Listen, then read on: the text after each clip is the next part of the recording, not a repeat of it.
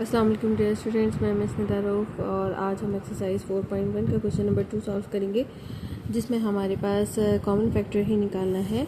और common factor के अंदर जो है वो हमें क्या करना है, ये पेयर की शक्ल में जो है वो हमें यहाँ सवाल दिया गया है। जैसे कि आप देख रहे हैं कि हम दो का जो है वो पेयर बना सकते हैं।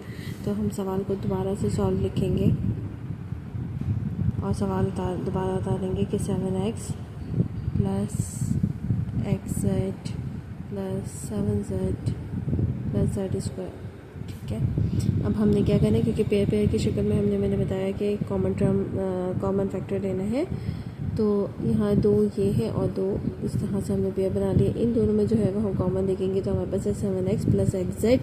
कॉमन का मतलब ये कि दोनों में जो नंबर हमारे पास मौजूद हो तो हम उसको कॉमन ले लेते हैं। जैसे x कॉमन ले लेंगे तो हमारे पास यहाँ पे 7 बचेगा और यहाँ पर z बचेगा। ठीक है, इसी तरीके से यहाँ पे 7z है और यहाँ पे z²। जैसे कि मैंने बताया z² का मतलब होता है z मल्टीप्लाई बाई z। तो एक z जो है वो हम इसका कॉमन ले सकते हैं।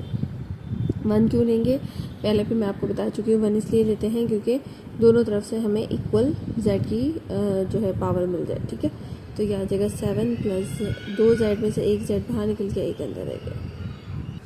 इस तरह 7 प्लस z और 7 प्लस z कॉमन आ गया। ठीक है, इन दोनों को कॉमन करके एक दफ़ा लिख लेंगे और x प्लस z को दूसरे ब्रैकेट में। इसी तरीके से अगला सवाल हमारे पास है 9a² plus 18ab² minus 6ac minus 12bc। इसी तरीके से हमारे पास दो पेयर्स की शक्ल में जो है वो ये सवाल मौजूद है।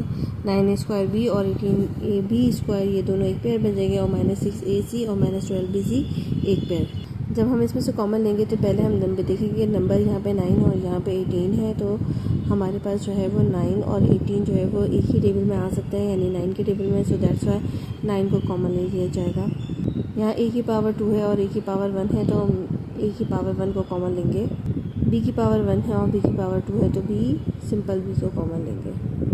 अब जैसे आप देख सकते हैं कि 9 पूरा बाहर आ गया, 2a में से एक a बाहर आ गया और एक a अंदर रह जाएगा। और b पूरा बाहर निकल चुका है, तो प्लस का साइन है, प्लस का साइन आ गया। 9 का टेबल इतना पढ़ना है कि 18 आ जाए, तो 9 2 ज़ा 18। a बाहर निकल चुका है, b की पावर 2 थी, एक बाहर निकल गया, एक अंदर रह गया। माइनस, यहाँ पे माइनस लगा हुआ है तो माइनस आ जाएगा। याद रखिएगा, जब भी हम बाहर जो है वो माइनस को निकालते हैं, बाहर माइनस होता है तो हमारे अंदर वाले सारे साइन चेंज हो जाते हैं। जैसे अब यहाँ पे प्लस साइन था तो अंदर वाले साइन में कोई भी तब्दीली नहीं आई थी, लेकिन क्योंकि यहाँ बाहर माइनस लगा रहे हैं तो अंदर वाले साइन चेंज हो जाएंगे। तो सबसे पहले नंबर्स को चेक करते हैं। यहाँ पे 6 है, यहाँ पे 12 है, तो 6 आ जाएगा क्योंकि 6 के टेबल में ही 12 भी आता है। यहाँ पे a मौजूद है, यहाँ पे b मौजूद है, तो ये कॉमन नहीं है, लेकिन c कॉमन है, तो c कॉमन ले लेंगे। इस तरह से 6 बाहर निकल गया, a बाकी बचा, c पूरा बाहर निकल गया। और जैसे मैंने कहा कि अंदर वाला साइन चेंज हो जाएगा प्लस में, तो 6 2 ज़ा 12, b हमारे पास आ जाएगा और c हमारा बाहर निकल गया। जैसे कि आप देख सकते हैं कि हमारे पास a प्लस 2b और a प्लस 2b हमारे पास क्या हो गए, कॉमन हो गए। इसका मतलब हमारा सवाल बिल्कुल सही है। a प्लस 2b और a प्लस 2b जो है वो दोबारा से हमने क्या किया, कॉमन करके लिख दिया है और 9ab माइनस 6c दूसरे ब्रैकेट में लिख दिया जाएगा। एक्सरसाइज 4.1 क्वेश्चन नंबर 2 का थर्ड पार्ट है, जिसमें हमारे पास पेयर की सूरत में हम क्या कर रहे हैं, कॉमन ले रहे हैं। तो ये हमने दोबारा क्या किया है, पेयर बना दिए हैं। इन दो का पेयर बन रहा है और 3 और 4 वैल्यू का पेयर बन रहा है। अब आपको जैसे मैंने बताया कि यहाँ पे 6 है और यहाँ पे 12 है, तो 6 कॉमन आ जाएगा क्योंकि 6 के टेबल में जो है वो 12 भी आता है, तो 6 यहाँ पर आ गया। ठीक है, और यहाँ पे t है और यहाँ पर p मौजूद है,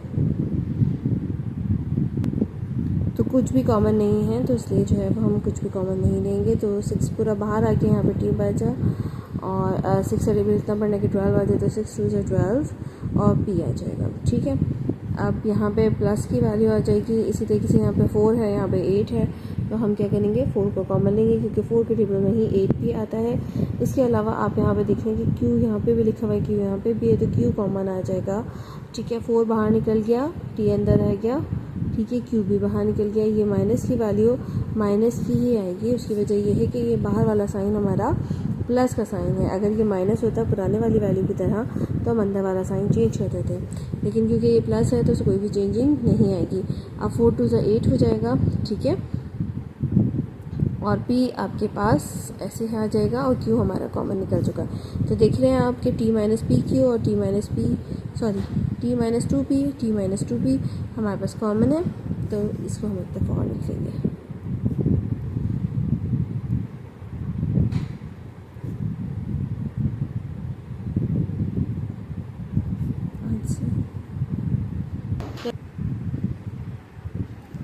नेक्स्ट क्वेश्चन है हमारे पास R square plus Q R S minus 7RS minus 63x S square. ठीक है, इसमें भी हमने पेयर बना लीजिए। यहाँ पे देखिए आर स्क्वायर है, यहाँ आर की पावर 1 है, तो आर की पावर 1 कॉमन आ जाएगी।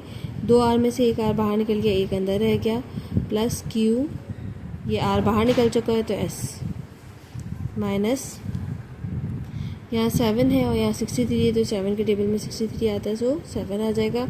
आर कॉमन नहीं है, एस कॉमन है, तो एस की पावर 1 कॉमन आ जाएगी। 7 बाहर निकल गया, एस बाहर निकल गया, यहाँ सिर्फ आर रह गया। जैसे मैंने बताया कि माइनस की वैल्यू अगर बाहर निकली हुई हो तो अंदर वाली वैल्यू प्लस में कन्वर्ट हो जाती है। 7 9 क्वेश्चन नंबर 2 का पार्ट 5 है यहाँ पे, जहाँ पे हम क्या कर रहे हैं, Y square divide by 4 minus Y square Z divide by 4 minus Z square T divide by 9 plus Z cube T divide by 9। ठीक है, तो हम क्या करेंगे, कॉमन लेंगे। तो आप देख रहे हैं कि वाई स्क्वायर 4 यहाँ पे भी है और वाई स्क्वायर 4 यहाँ पे भी है, तो हम क्या करेंगे, वाई स्क्वायर 4 को कॉमन ले लेंगे।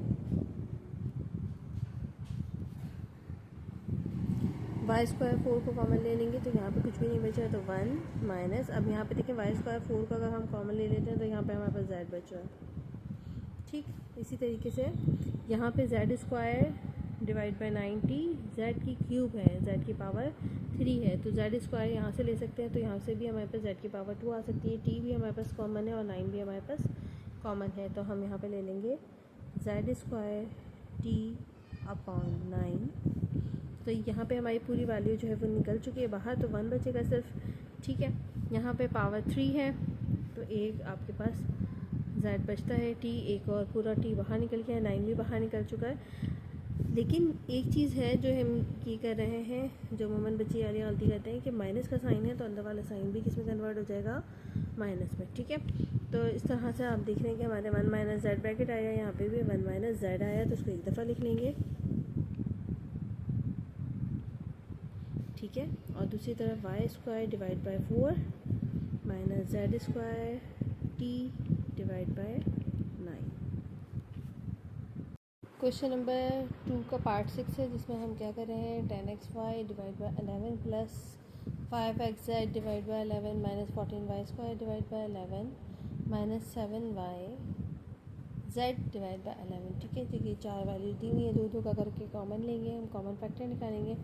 इसमें हमने क्या करना है, पहले नंबर देखने के, यहाँ पे 10 है, यहाँ पे 5 है, तो आपके पास जो है वो 5 कॉमन आएगा, क्योंकि 5 के टेबल में ही 10 आता है, तो 5 कॉमन ले लिया। यहाँ पे x है, यहाँ पे भी x है, तो एक x कॉमन ले लिया। 11 आपका बिल्कुल सेम है, तो 11 डिनोमिनेटर भी हमने सेम ले लिया। अब आप देखें कि यहाँ पर 10 है, तो 5 का टेबल इतना बढ़ना है कि 10 आ जाए, तो 5 2 जा 10, x पूरा बाहर निकल चुका है और y आपके पास जो है वो अंदर रह जाएगा। ठीक है, अपॉन 11 भी हमारा बाहर निकल चुका है। ठीक है, इसी तरीके से 5x यहाँ पे कॉमन निकल चुका है, 11 कॉमन निकल चुका है, सिर्फ z बच रहा है। ठीक है, यहाँ माइनस ऐसे आ जाएगा, यहाँ पे 14 है, यहाँ 7 है, तो 7 को बाहर निकालेंगे। y2 है और y1 है, तो y1 को बाहर निकालेंगे।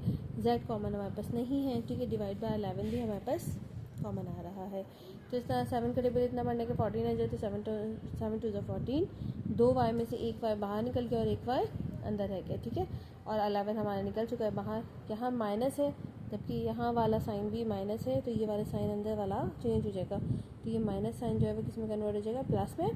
ठीक है, अब यहाँ देखिए 7y कॉमन 7y अपॉन 11 जो है वो बाहर निकल चुका है, तो सिर्फ z बच रहा है, तो हमारे दोनों ब्रैकेट सेम आ रहे हैं, सो 2y प्लस z, तो इनको हम एक दफ़ा लिख देंगे कॉमन लेके। ठीक है, और 5x अपॉन 11 और माइनस 7y अपॉन 11 को हम एक तरफ लिख देंगे।